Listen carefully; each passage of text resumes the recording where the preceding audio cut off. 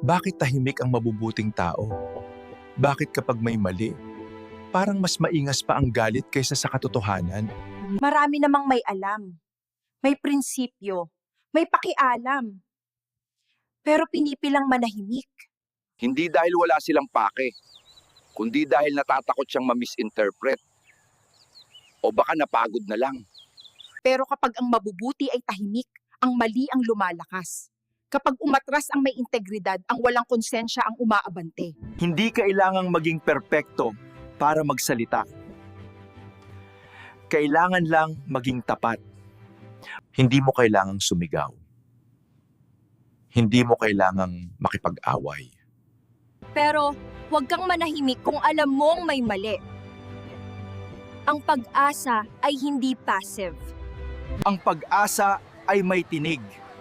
Kung mabuti kang tao, maging matapang ka rin.